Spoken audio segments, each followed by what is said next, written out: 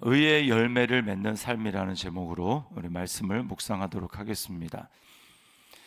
자, 우리 이스라엘의 지금 현재의 모습을 보면 1절에 보니까 열매 맺는 무성한 포도나무라라고 이야기를 합니다. 근데 그 열매가 하나님이 원하시는 열매가 아니라 죄의 열매였습니다.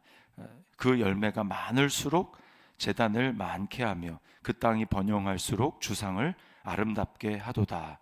우상을 번영할수록 우상을 섬기고 죄를 짓는 그런 모습입니다. 이것이 인간의 모습입니다. 우리의 환경이 부유하고 살만하고 그렇게 되면 우리는 하나님을 의지하지 않고 자기를 의지하고 또 다른 것들을 찾습니다. 이게 인간의 타락한 속성입니다.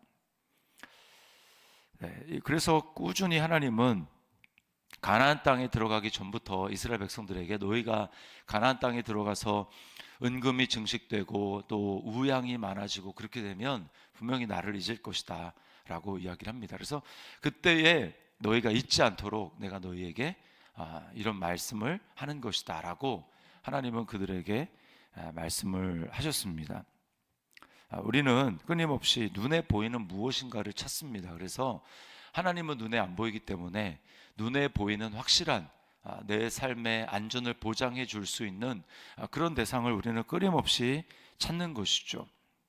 그게 바로 인간입니다. 그래서 2절에 보니까 두 마음을 품었다고 이야기를 합니다.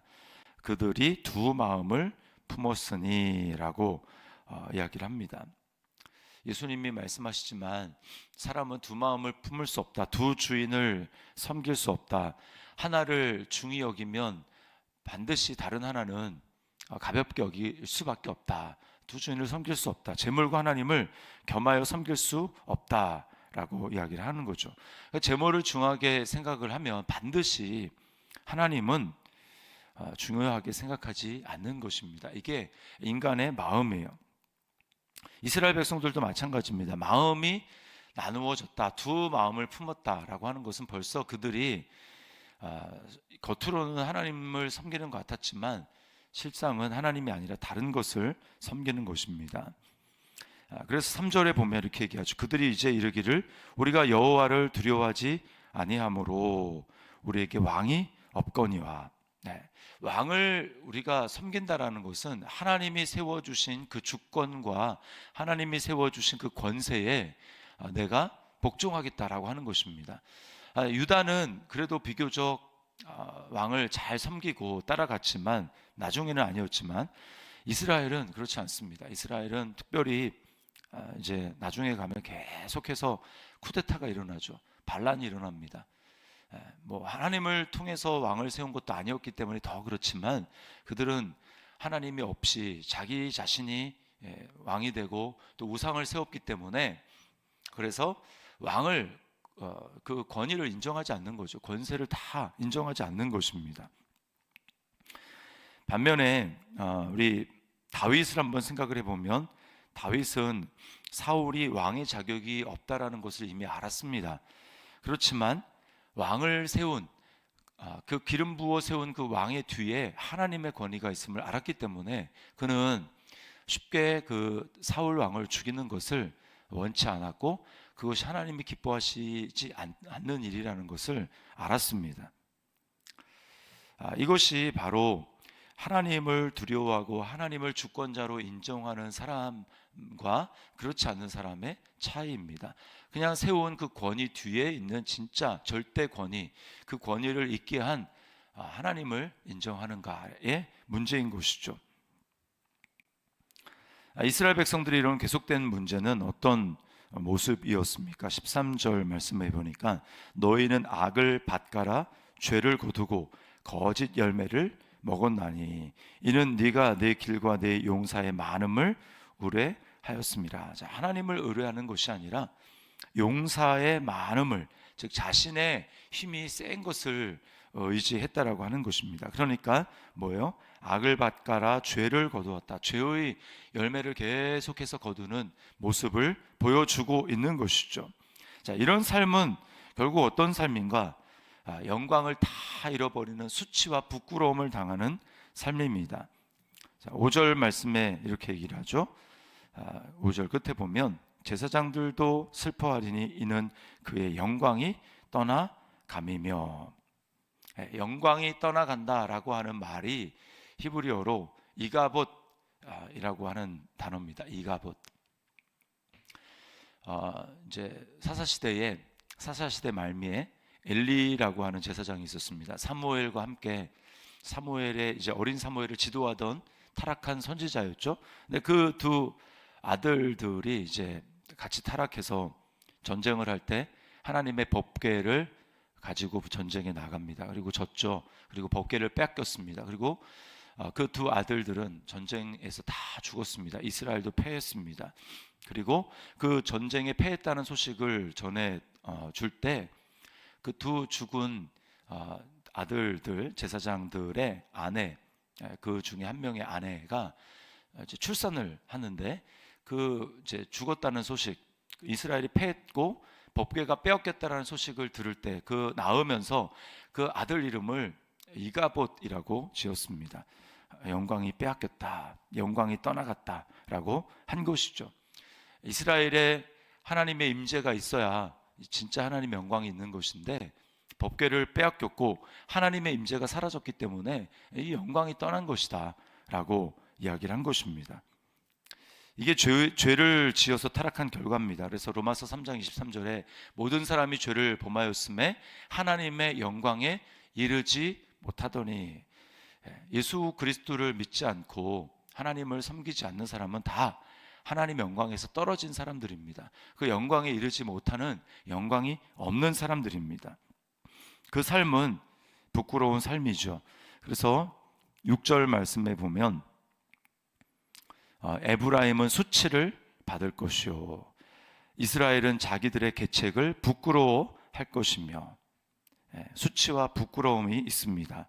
또 7절에 뭐라고 얘기합니까? 그 삶은 마치 물 위에 있는 거품같이 멸망할 것이요. 물 위의 거품 금방 없어지죠. 금방 다 사라질 것이라는 겁니다. 결국 부끄러우니까 뭐라고 얘기합니까? 8절에 보면 그때에 그들이 산더러 우리를 가리라 할 것이요 작은 산더러 우리 위에 무너지라 하리라. 네.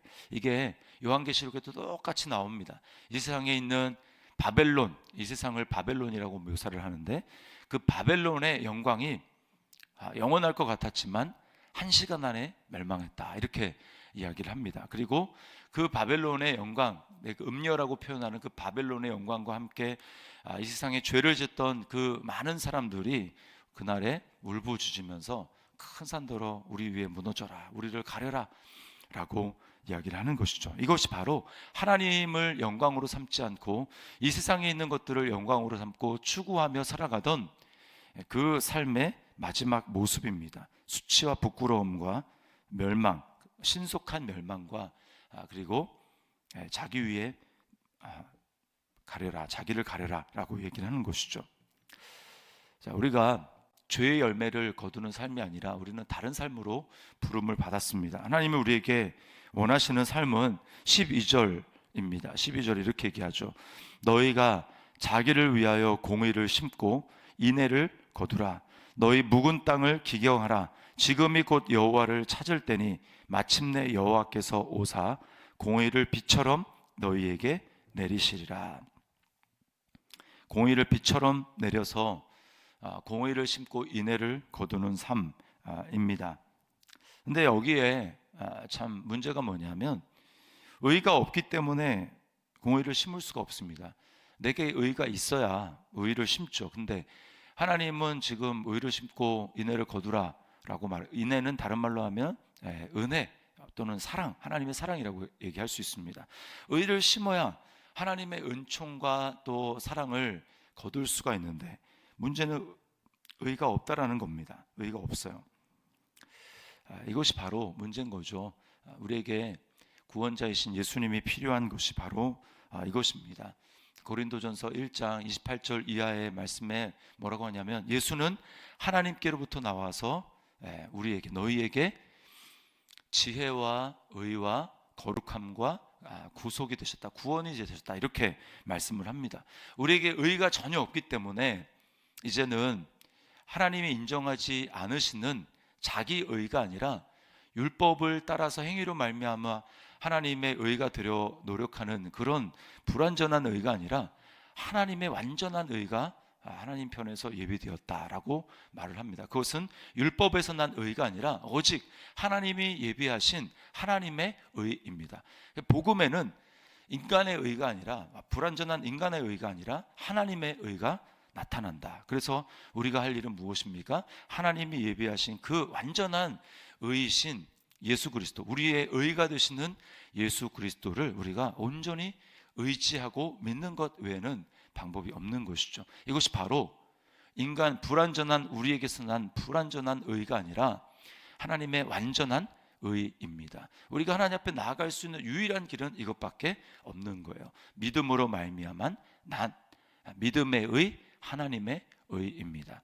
그래서 우리는 믿음으로만 하나님을 기쁘시게 할 수 있습니다. 복음에는 하나님의 의가 나타나서 믿음으로 믿음에 이르게 하나니, 이것이 기록된 바 오직 나의 의는 믿음으로 말미암아 살리라.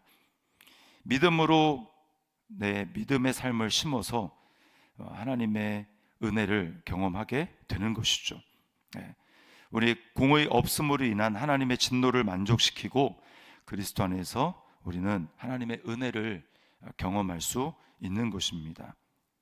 우리는 더 이상 공의와 인애를 얻기 위해서 하나님을 찾는 존재가 아니라 우리는 이미 그리스도 안에서 의로운 존재이기 때문에 믿음으로 하나님의 은혜와 사랑을 넘치도록 받는 존재입니다. 요한복음 1장 16절 17절에 우리가 다 그의 충만한 데서 받으니 은혜 위에 은혜로라. 율법은 모세로 말미암아 주어진 것이요 은혜와 진리는 예수 그리스도로 말미암아 온 것이라. 여기 은혜와 진리는 오늘 바로 12절에 공의를 심고 인애를 거두라 라고 한 이 공의와 인애에 해당되는 말입니다. 우리는 오직 예수 그리스도를 통해서 하나님의 은혜와 또 진리를 경험하고 하나님의 의를 경험하게 되는 것입니다. 그러므로 우리가 오늘도 어떻게 살아가야 합니까? 나는 전혀 의가 없지만 예수 그리스도로 말미암아 우리에게 주신 놀라운 하나님의 의를 우리가 소유하게 되었으므로 우리는 담대하게 하나님 앞에 나아갈 수 있고, 또 하나님이 나에게 주신 그 담대함으로 우리는 하나님이 나에게 응답하시고 나의 작은 신음에도 역사하시고 나의 부르짖음과 간구를 들으시는 나의 좋은 아버지가 되심을 의지해서 오늘 마음껏 우리 하나님 앞에 간구하고 또 하나님이 주시는 놀라운 은혜와 복을 누리는, 그 은혜를 확신하며 누리는 그런 한 날이 될 수 있기를 주님의 이름으로 축원합니다.